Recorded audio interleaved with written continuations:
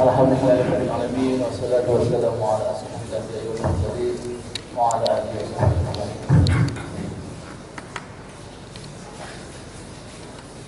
Alhamdulillah Allah SWT yang telah mempertemukan kepada kita sekalian.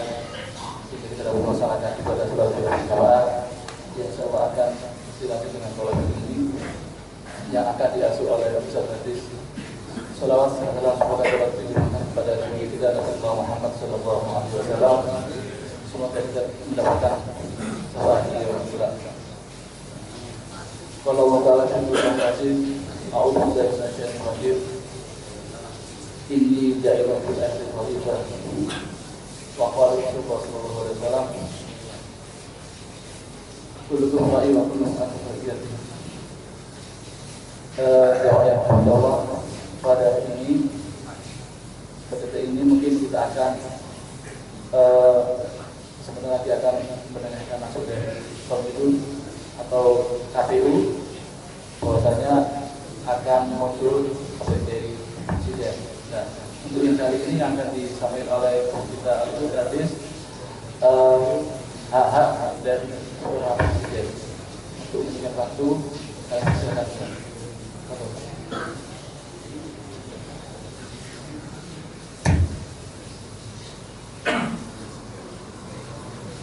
Assalamualaikum warahmatullahi wabarakatuh. Waalaikumsalam. Bismillahirrahmanirrahim. Alhamdulillahilladzi hadana lihada wa ma kunna linahtadiya laula an hadana Allah. Asyhadu an la ilaha illallah wa asyhadu anna Muhammadan abduhu wa rasuluhu la nabiyya ba'dahu. Allahumma salli wa sallim wa barik ala habibina wa syafi'ina wa qurrati a'yunina Muhammad sallallahu alaihi wasallam wa ala alihi wa azwajihi wa ahli baitihi wa ashabihi wa atba'ihi ila yaumiddin. Rabbi shrah li sadri wa yassir li amri wahlul 'uqdatam min lisani yafqahu qawli. Wa fahamnaha Sulaimana wa kullan atayna hukman wa 'ilma. Wa sakharna ma'a Dawud al-jibala yusabbihna wat-tayr wa kunna fa'ilin. Qala Allah ta'ala fil Qur'anil Karim, a'udzu billahi minasy syaithanir rajim. Wa idh qala rabbuka lil malaikati inni ja'ilun fil ardi khalifah qalu ataj'alu fiha man yufsidu fiha wa yasfiku dima wa nahnu nusabbihu bihamdika wa nuqaddisu lak qala inni a'lamu ma la ta'lamun. Wa qala Nabi sallallahu alaihi wasallam, kullukum ra'in wa kullukum mas'ulun an ra'iyatihi. Sadaqallahul azim wa sadaqa rasuluhun nabiyyul habibul karim. Wa nahnu ala dhalika minasy syahidin asy-syakirin walhamdulillahi rabbil alamin. Hadratul mukarram para alim wal ulama, para ustaz, ustazah, para guru, nafa'ana Allah bi'ulumihi wa nafa'ana bihi fid dharain amin.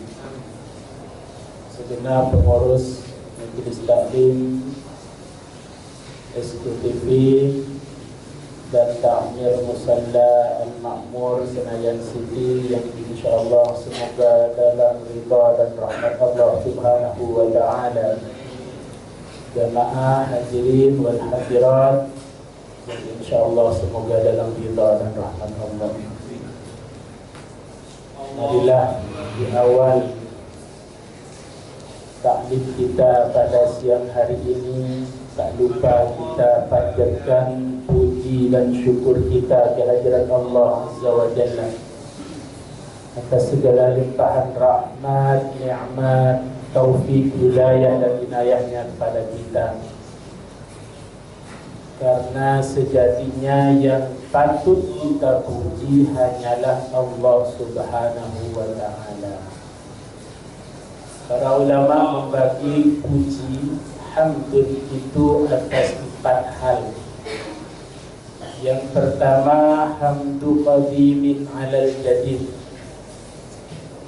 Hamdu qadimin alal qadim itu yang pertama. Yang kedua, hamdu qadimin alal jadid. Yang ketiga, hamdul jadid alal qadim. Dan yang keempat, hamdul jadid alal jadid. Hamdu qadimin alal qadim adalah pujian Allah Al-Khaliq kepada dirinya sendiri. Banyak contoh di dalam ayat-ayat suci Al-Quran terkait dengan pujian Allah. Misalnya, a'udzubillahi minasyaitonirrajim.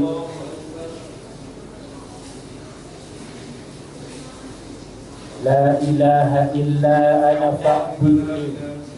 Tidak ada Tuhan kecuali aku. Sebuah ketegasan kepada kita bahwa yang patut dan hanya bisa disembah hanyalah Allah Subhanahu wa ta'ala. Yang kedua, hamdu qadimin alal jadid.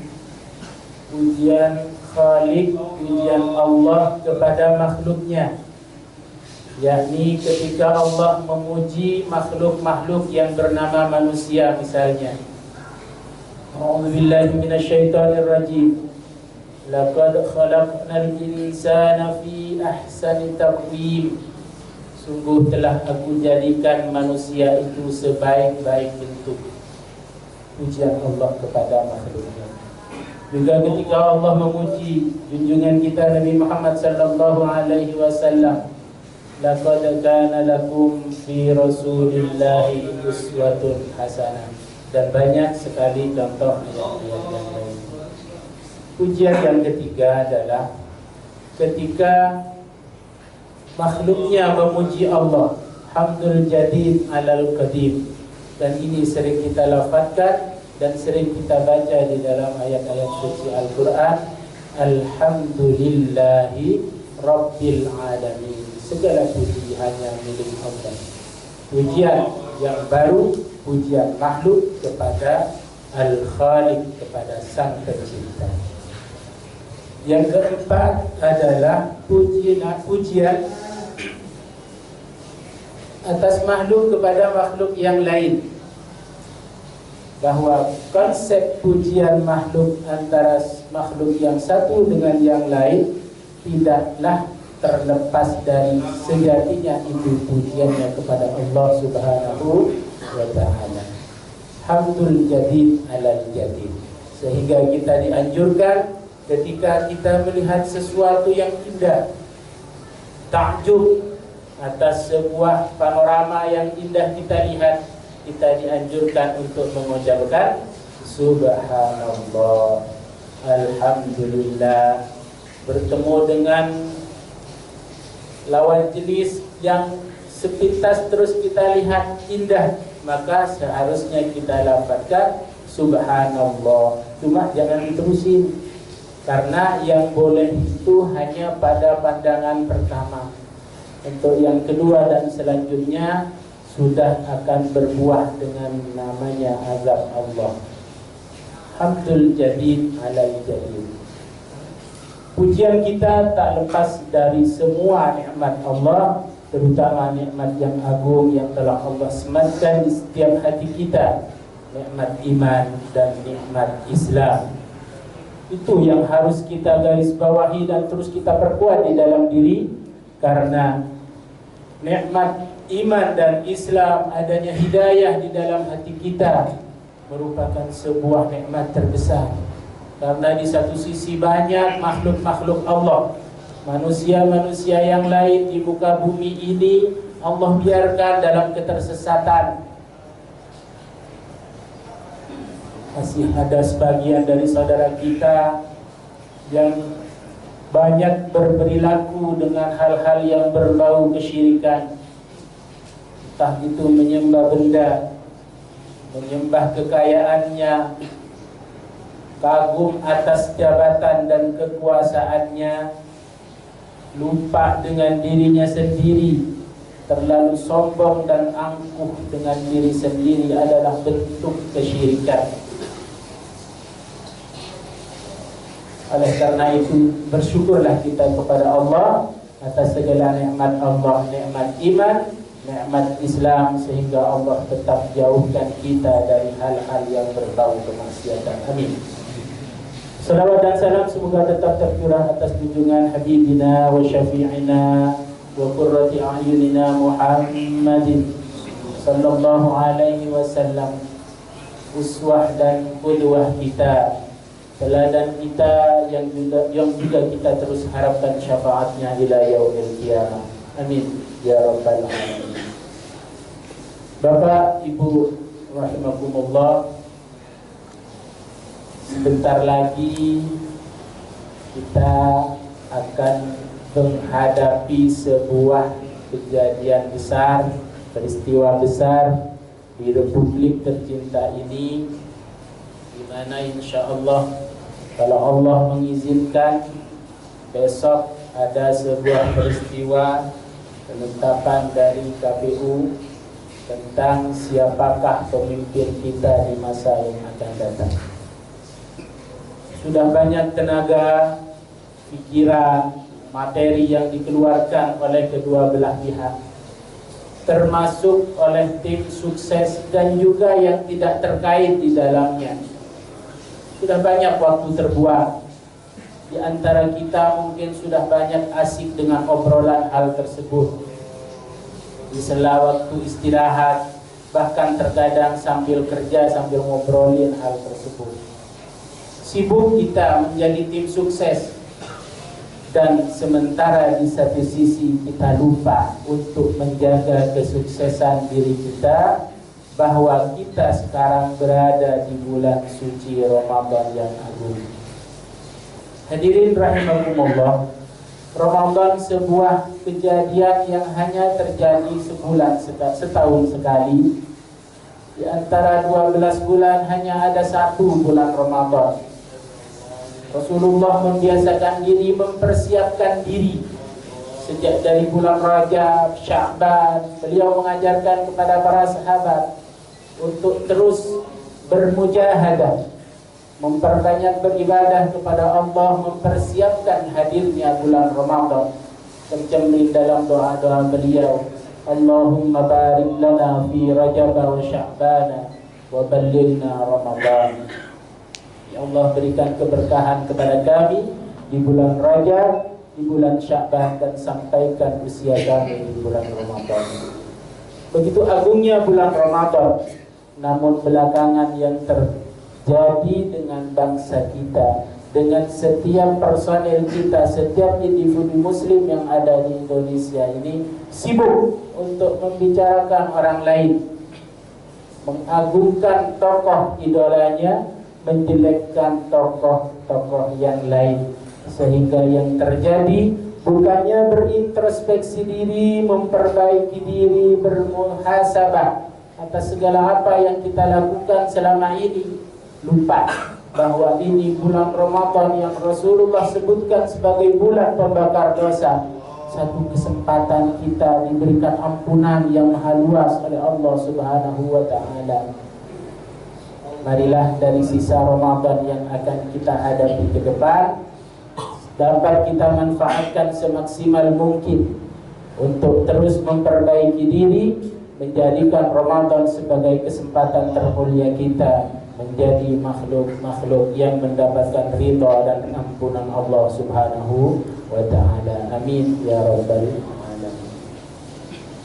Sekelumit kisah yang tercantum dalam ayat suci Al-Quran terkait dengan proses penciptaan manusia, sebagaimana disampaikan pada awal khutbah tadi. A'udzubillahi minasyaitonir rajim. Wa idh qala rabbuka lil malaikati inni ja'ilun fil ardi khalifah.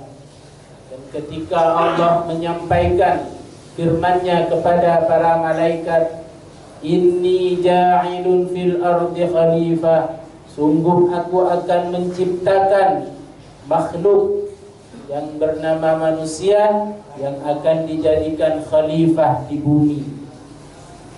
Jadi inti dari adanya setiap kita yang ada di bumi ini adalah khalifah. Apa itu khalifah? Kepemimpinan. Bahwa setiap kita itu adalah pemimpin. Yang pertama, kita akan menjadi pemimpin untuk diri kita sendiri. Setiap apa yang kita lakukan sehari-hari, baik itu perkataan dan perbuatan, tercatat oleh Allah Subhanahu wa taala. Wa ma yalfidhu min qaulin illa ladaihim raqibun atid. Dan setiap lafaz yang kita ungkapkan, yang kita ucapkan, kecuali atasnya ada malaikat raqib dan malaikat atid. Gambarannya, kalau yang dicatat itu setiap lafaz, berarti yang tercatat itu per frame, bukan hanya per detik. Itu dicatat oleh malaikat. Maka oleh karena itu, hati-hati saudara-saudaraku sekalian. Pandai-pandailah menjaga diri, karena semua akan direkam dan pasti direkam. Malaikat raqib dan atid tidak pernah tidur.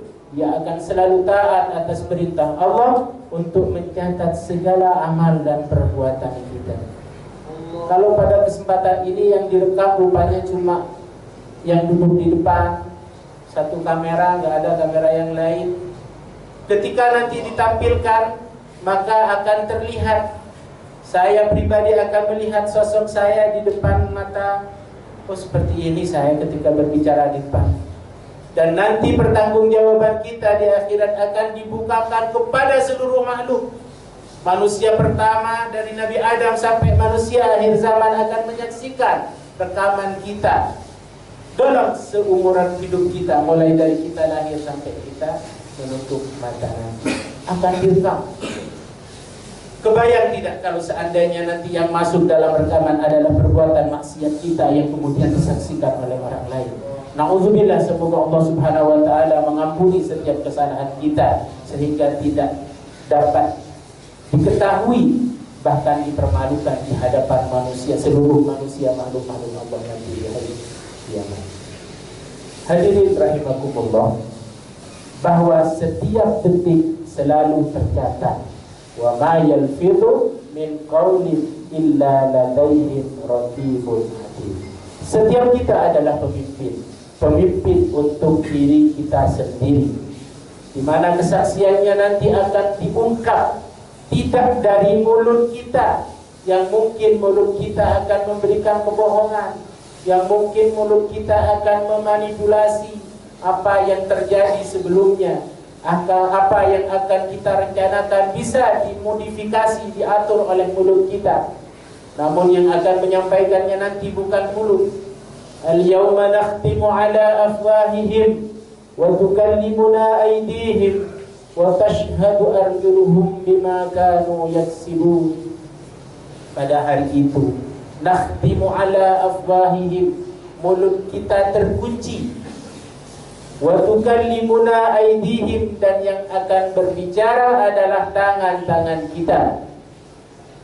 Wa tukallimuna aydihim wa tashhadu arjuluhum bima kanu yaksibun, dan yang akan memberikan kesaksian, kaki-kaki kita akan memberikan kesaksian telah kita gunakan untuk melangkah kemana saja kaki-kaki kita. Hadirin hadirat rahimakumullah, oleh karena itu sejatinya kepemimpinan itu berat.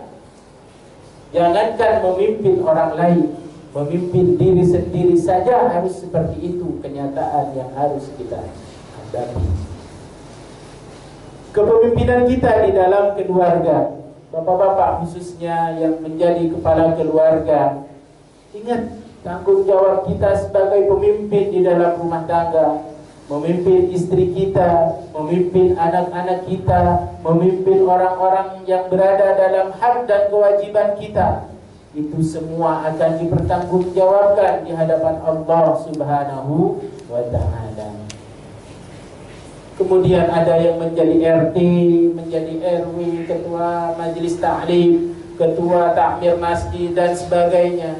Bahkan besok kita akan mendapatkan kepemimpinan baru di Republik ini. Siapakah yang akan menjadi presiden di masa yang akan datang? Tentu ini sebuah tanggung jawab besar, sebuah hal yang patut untuk ditangisi, sebagaimana dulu para sahabat mengalaminya. Sayyidina Abu Bakar ketika terpilih secara aklamasi, beliau langsung menangis, meminta perlindungan kepada Allah atas amanah yang telah diberikan kepadanya. Sayyidina Umar, Sayyidina Utsman, dan Sayyidina Ali semua berperilaku demikian, bahwa kepemimpinan besar tanggung jawabnya di mata Allah Subhanahu wa Ta'ala. Dan salah satu yang disebut oleh para ulama sebagai khalifah yang kelima, yaitu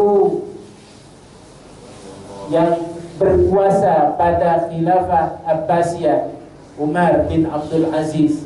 Beliau diriwayatkan saking beratnya tanggung jawab yang beliau rasakan dalam kepemimpinan tersebut, kesaksian yang disampaikan oleh istrinya, beliau sampai lupa kalau beliau punya istri.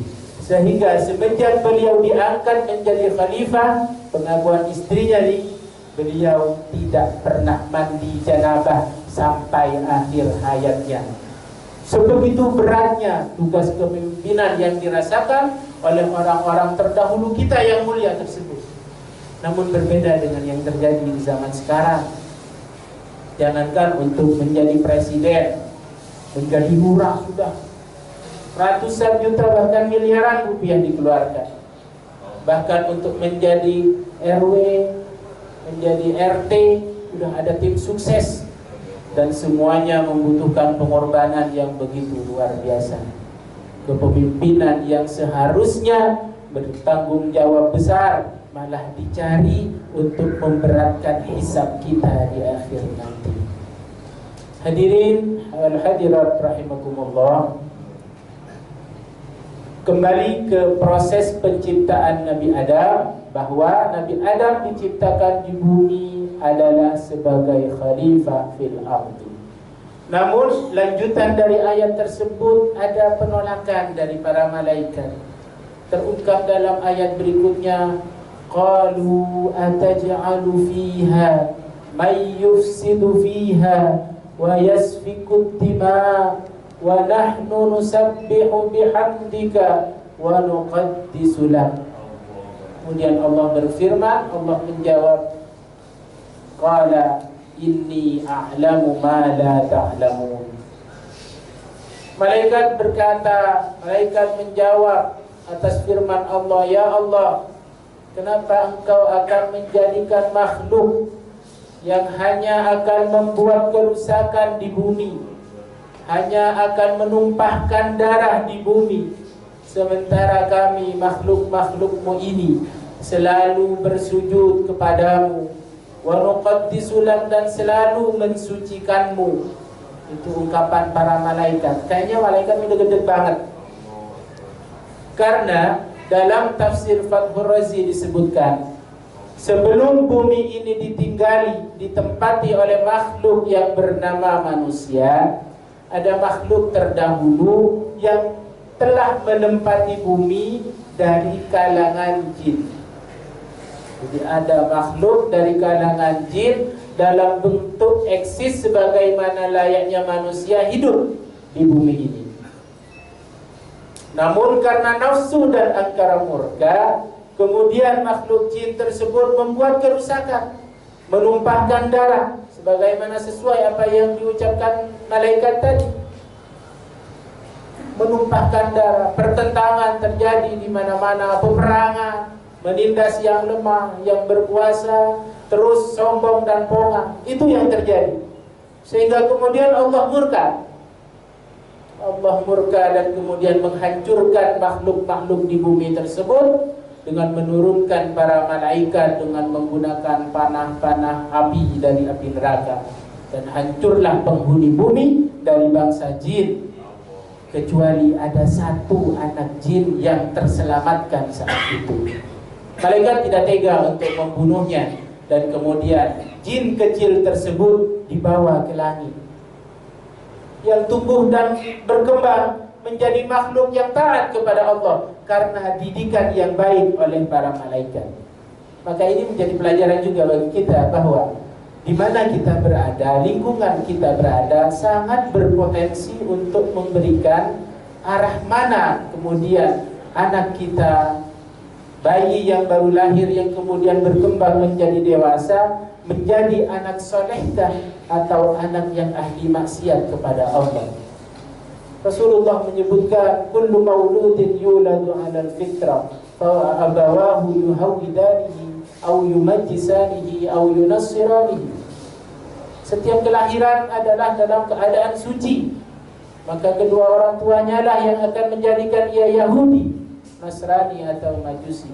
Lingkungan yang harus kita jaga untuk membentuk generasi penerus ini menjadi baik atau malah ingkar dan bermaksiat kepada Allah.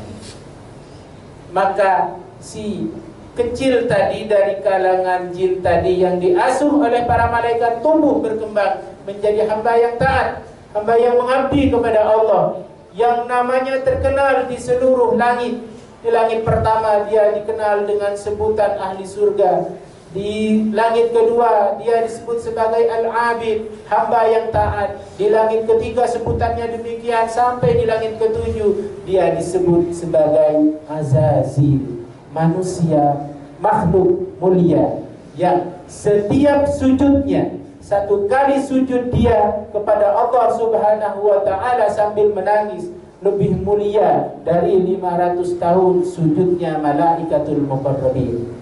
Karena kemuliaannya itu sanggup mengalahkan kemuliaan para malaikat. Kenapa dia berbeda, lebih mulia dari para malaikat? Karena dia ada nafsu di dalam dirinya. Ada nafsu yang harus ia kendalikan. Dan ketika ia mampu mengendalikan hawa nafsunya tersebut, maka kemudian dia menjadi orang, menjadi makhluk yang mulia di hadapan Allah Subhanahu wa ta'ala. Berbeda dengan para malaikat yang tidak punya nafsu. Ketika Allah perintahkan sujud, maka ia hanya melaksanakan sujud. Ketika Allah perintahkan tawaf di Baitul Ma'mur, ia hanya tawaf. Tidak ada pekerjaan lain. Ketika malaikat diciptakan untuk menyangga arsy, ia hanya melakukan itu, tidak ada kepentingan yang lain. Dia juga tidak perlu makan, tidak perlu minum, juga tidak perlu mencari nafkah untuk kekayaannya, dan juga tidak perlu menikah. Berbeda dengan kita yang semua ada pada diri kita. Mulai dari hal-hal yang diridhai oleh Allah, bahkan juga kepada hal-hal yang berbau maksiat kepada Allah ada dalam diri kita. Maka oleh karena itu, kemampuan kita menjaga hawa nafsu yang ada di dalam diri inilah yang kemudian menjadikan manusia itu lebih mulia dari para malaikat tersebut. Hadirin rahimakumullah, kemuliaan Azazil begitu terkenal sehingga suatu saat ketika Allah terdengar oleh para malaikat, Allah akan mengeluarkan makhluknya dari rahmat Allah.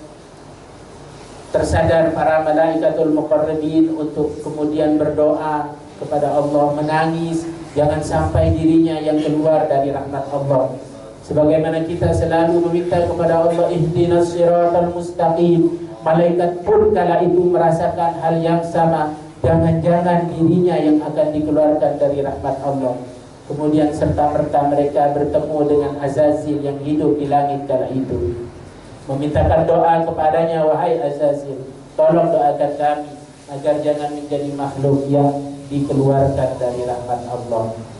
Azazil pun mengabulkan doanya, kemudian mendoakan kepada Allah Subhanahu wa ta'ala agar para malaikat tersebut dijauhkan dari azab Allah, selalu dalam ridho dan rahmat Allah. Namun rupanya Azazil lupa dengan dirinya sendiri untuk berdoa dengan dirinya sendiri karena kepedean, sudah merasa lebih mulia dari malaikat yang meminta doa tadi. Akhirnya pada saatnya ketika Allah tentukan untuk menciptakan Nabi Adam alaihissalam dari kedua tangannya yang diciptakan dari tanah, setelah ditiupkannya ruh, kemudian berdirilah Adam. Kemudian Allah memerintahkan kepada para malaikat untuk bersujud. Usjudu li Adama fasajadu Kenapa Allah memerintahkan untuk bersujud kepada Nabi Adam? Ada apa gerangan? Karena Allah ingin ada ketaatan yang tak terlupakan. Karena di ayat sebelumnya malaikat pernah melakukan interupsi sebuah penolakan, sebuah pertanyaan dengan ungkapan, apakah Allah akan menjadikan makhluk yang hanya membuat kerusakan di bumi? Sejatinya bagi kita yang mendengar firman Allah, mendapatkan pelajaran syariat, maka yang harus kita dahulukan adalah penerimaan, bukan penolakan sebagaimana yang terjadi sekarang. Ketika kita mendengar sebuah perintah agama, untungnya apa nih? Ada nggak manfaatnya bagi kita? Seandainya ada sebuah pelarangan, apa alasannya? Itu yang selalu kita kedepankan, otak kita yang selalu kita andalkan untuk seharusnya kita yang beriman ini menerima apa yang sudah Allah sampaikan. Sami'na wa ata'na. Maka oleh karena itu sebuah gambaran tegas di dalam Al-Quran disebutkan, Allah perintahkan kepada malaikat, usjudu, sujudlah kalian semua li Adam, kepada Adam, sebagai sebuah sujud penghormatan, bahwa apa yang diciptakan Allah itu tentu lebih utama dan ada makhluk-makhluk tertentu. Karena Nabi Adam diciptakan dengan keutamaan, dengan pengetahuan yang tidak dimiliki oleh para malaikat. Wa 'allama Adam al-asma'a kullaha. Dan Allah telah memberikan pengetahuan kepada Nabi Adam nama-nama semuanya. Sementara malaikat tidak diberi pengetahuan tersebut. Usjudu li Adam, sujudlah kalian semua kepada Adam, illa iblis, dan ada yang tidak mau bersujud. Siapa itu? Iblis. Siapakah iblis tersebut? Iblis tersebut adalah hamba yang taat tadi, hamba yang dikenal dengan nama Azazil, hamba yang sujudnya lebih mulia dari sujudnya para malaikatul muqarrabin. Dia enggak mau bersujud, dia enggan untuk mengikuti perintah Allah. Alasannya apa? Di ayat lain disebutkan, kenapa iblis engkau tidak mau bersujud kepada Adam yang aku ciptakan dengan kedua tanganku, kata Allah. Kemudian ia menjawab, ana khairun minhu, khalaqtani min nar wa khalaqtahu min tin. Saya itu lebih mulia dari dia. I am the best. Saya itu lebih baik dari dia. Kenapa saya harus sujud sama dia? Saya diciptakan dari api, sementara Adam diciptakan dari tanah. Sebuah kesombongan pertama yang ada di langit dari makhluk ciptaan Allah, yaitu kesombongan iblis. I am the best. Saya paling baik. Maka sejatinya kita umat yang beriman jangan sampai meniru hal demikian. Selalu berintrospeksi, bermuhasabah kepada diri kita sendiri, agar mengkoreksi diri dalam kehidupan kita sehari-hari. Jangan sombong sebagaimana sombongnya iblis yang diungkapkan ketika ditanyakan kenapa dia tidak mau sujud kepada Nabi Adam alaihissalam. Hadirin wal hadirat rahimakumullah.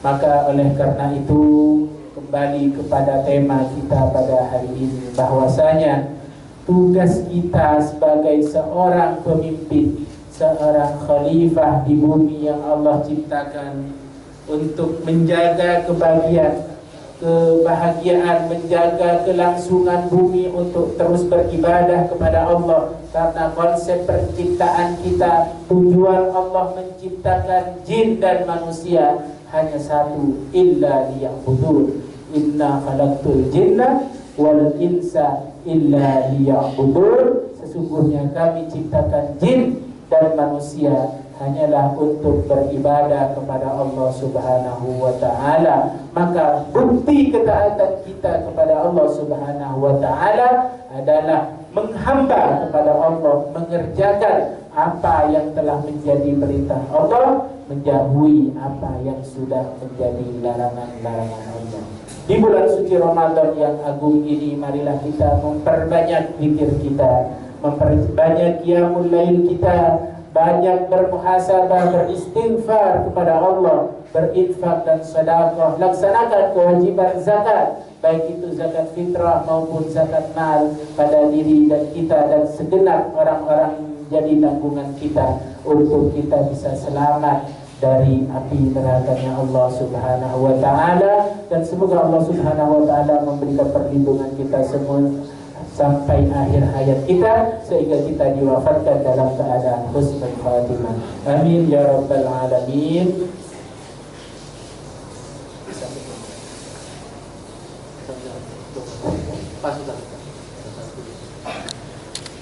Karena sudah jam 1, dari sebagian kita harus kembali ke meja kerja masing-masing, maka saya cukupkan apa yang bisa saya sampaikan pada kesempatan ini.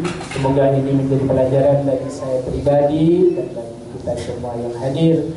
Hadanallahu wa iyyakum, kurang lebihnya mohon maaf. Wassalamualaikum warahmatullahi wabarakatuh.